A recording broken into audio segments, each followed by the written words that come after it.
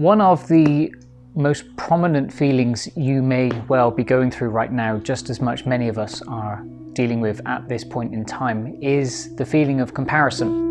I might look at someone else, I might feel that someone else is getting on a lot better right now in this current season than what I am trying to do, and I could feel like a failure most days. I could feel a bit like I'm not quite cutting it, I'm not quite honouring my family as well as I could be, I'm not honouring the church as well as I could be, I'm missing some things, I'm not exercising enough, there's so many other people that are doing so many things and they seem to be doing them so well, and I just don't seem to be matching up. And one thing that I remember being told frequently as I got into church ministry was this sense that God hasn't ever asked us to be successful, He's asked us to be faithful. And I do believe that in this season right now, God isn't asking us to measure ourselves based on what success looks like, based on what comparison feels like. He's asking us to base everything on what faithfulness actually is before Him and before those that are closest to us. Everyone's version of this will be different from one another. For me, faithfulness looks like honouring my wife and my toddler as best as I possibly can. It looks like giving the best service I can do to the church in the best way that we can, knowing some of our restrictions and some of the parameters that exist around all of that. For you, faithfulness may look like honouring those that are in your household the best you can. Maybe just looking after health is the most faithful thing that you can be doing right now. And we're here today to tell you that that's more than okay, that takes up most of, if not all of, your considerations.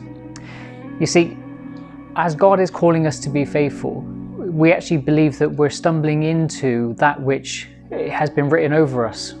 And every single one of us, I'm sure, will want to be able to hear those words when we finally reach the presence of the Father, where He is able to tell us, "Well done, good and faithful servant."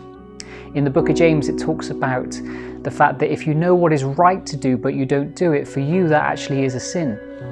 And I do believe that us paying attention to that which we need to be faithful to is the right things for us to be doing.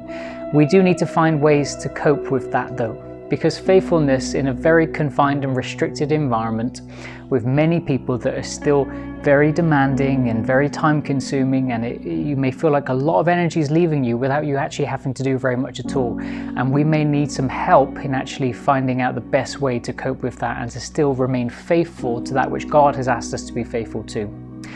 In the newsletter this week, you will find some tips that we can help with that, particularly in the areas of staying on top of mental health and staying nice and centered around God's presence at the same time. But faithfulness may not just extend to those that are within your household, it may go further than that as well. And faithfulness before God right now may be you actually reaching out to someone who doesn't know who Jesus Christ is. To know what is the right thing to do and to not do it, for you that actually is a sin. And the book of James is quite adamant about that. And so maybe God is asking us to step out in ways that we haven't stepped out before. Maybe He's asked us to be faithful to things that we actually haven't given due time and attention to just yet. And so can we encourage you this week? Let's put some things right. Let's make sure that faithfulness is our measure, and let's make sure that our faithfulness to God comes first. Our faithfulness to those that He's placed in our charge comes second. And right now in this season, that is the very, very best thing we can be doing.